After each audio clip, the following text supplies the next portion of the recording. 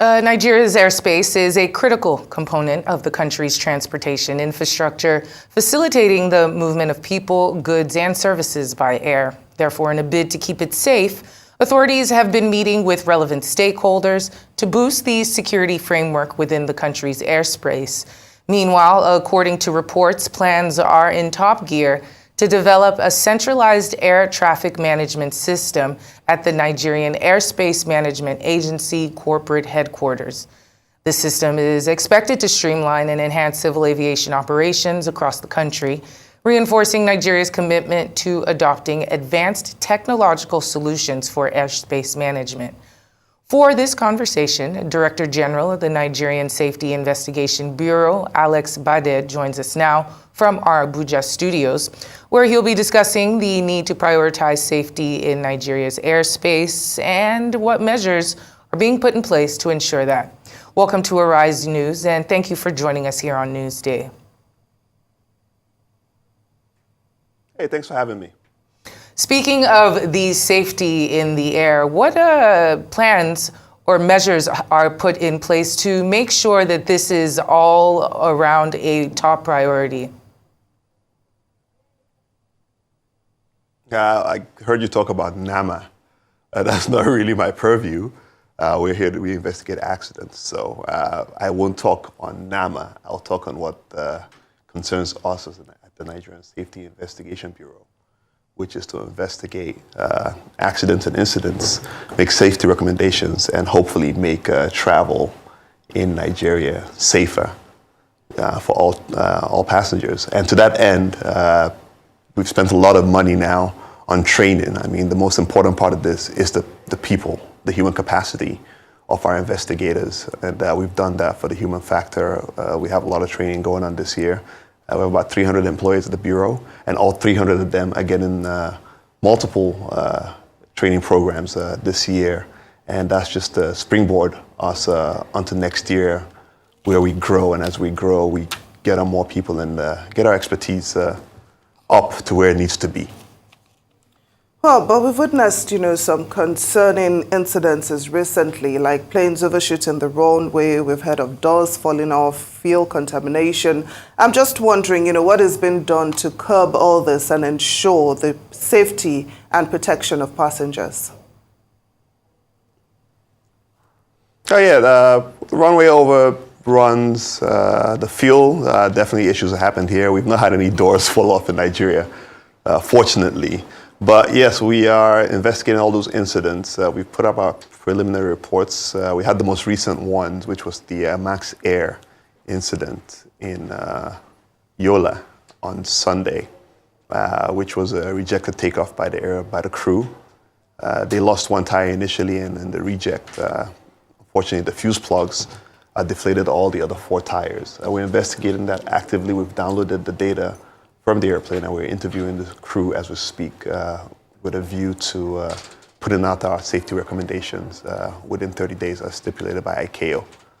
Also, there was a Green Africa incident as well where they lost the wheel. Fortunately, again, no one was harmed, and we're investigating that, and we will be making our safety recommendations known. But I must say, it is a little alarming, the amount of incidents we've had so far this year. I mean, right now we're tracking 6 to 7 in the first 7 months of the year, and it's a startling statistic.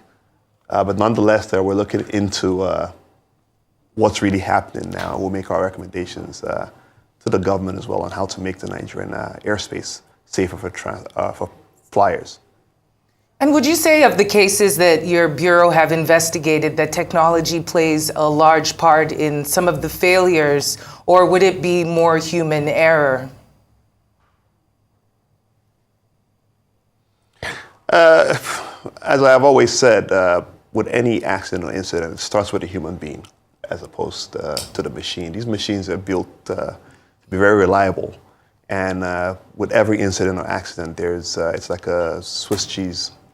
There's a chain of reactions or chain of events that lead to that. So I'll start with the human being behind the machine. So I always focus on the human and then the machine. And unfortunately, in the recent ones, from what I've seen, it's mostly the human being. So it might be, just people not going back to their training or just poor training or just the fact that, everyone is stretched thin out here in Nigeria.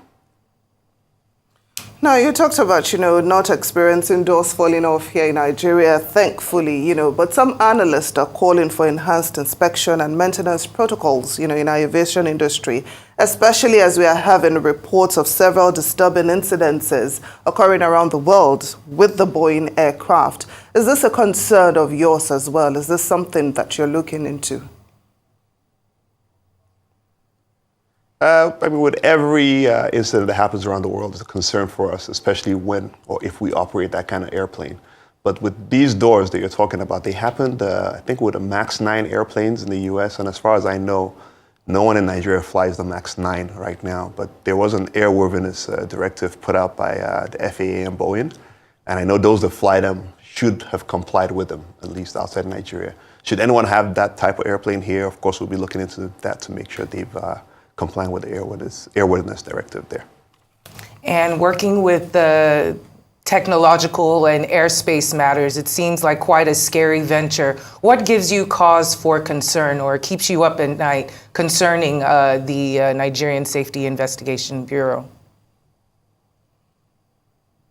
Of course, nobody wants an accident. And what really gives me cause for concern with Nigeria is just the operating environment we have here right now. I know, with the exchange rate, the economy, and the land, I know it's been tough for a lot of operators to keep afloat right now. So it worries me because, when that financial pressure is put on these operators, there might be temptation to cut corners wherever they feel they can get away with. And it's our job at the NSIB and the job of the regulators at the Civil Aviation Authority to make sure that we keep these operators honest to safeguard the safety of Nigerian travelers. Now, you talked about tracking about 6 to 7 incidences that have occurred this year. So can you just give us a bit more details about the processes and the timeline involved in these investigations? Typically, within 30 days, we put out a preliminary report, and we aim to have an interim report here within 6 months after the incidents. There's no stipulated time for a full investigation, but we are trying to have those done hopefully in 24 months. As we speak, we have 19 investigations from the past few years that still haven't been published. As you might or might not know, we did publish about 3 reports, some from 3 years ago in May. We aim to have another 5 done by the end of this year. And hopefully by next year, we'll chip at the rest of these 19. Bearing in mind that some of these investigations are from 10 years old, so sometimes the data might be corrupt or we just might not have everything. But we do aim to, or my personal target is to aim to have every accident report totally done within 24 months. And we've discussed, I guess, quite a bit of the disadvantages or the slip-ups within this industry. Let's talk more about the opportunities for growth and improvement. I don't like to delve into development of these airlines, but yes, there are opportunities in Nigeria. I think the Honorable Minister of Aviation and Aerospace Development, Festus Keyamo, SAN, has been at the forefront of that. I know he is going off to the US to meet with Boeing to sign an MOU with them. I know he's spoken with a lot of insurance companies as well, domestically and internationally, just to open up our access for our Nigerian operators to be able to get modern airplanes. Because as it stands now, we do operate some pretty old airplanes out here. Granted, they're maintained properly, but it's about time for a lot of operators to be able to replace those. And part of that is, enabling an environment for the aircraft lessors to come here and trust our processes in Nigeria. So I know there's a lot of room for development, and I would just say let's look and give the government time, and hopefully, again, I'm hopeful that at least by the end of the first tenure of this administration, we would have more brand new airplanes flying out here and even stricter safety regulations for the aviation industry. Well, just before we let you go, the Minister of Aviation, Festus Keyamo, has expressed concern over the rate at which airlines are going under in Nigeria. I'm wondering what you think is responsible for this and what can be done to strengthen our domestic airlines. Well, but that, from where I see it, I think it's the financial aspect of it comes first. Airlines are not cheap ventures to go into, and you don't make profit within the first 2-3 years. You have to persevere. I've spoken to him severally, and I've said, maybe some of our operators too don't understand the enormity of, what they're getting into when they get in there and they get discouraged after a few years. But I think the government by and large is looking deeper into that. And you must bear in mind that the airline business too is very Forex dependent. So we don't manufacture anything here.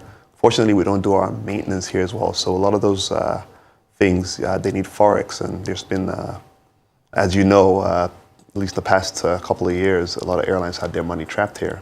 So did Nigerian carriers. But I know the federal government is making strides in that regard. And I know there's talks to have maintenance organizations here as well, especially in Akwa Ibom. There's a big hangar there. I know there's talks towards moving that.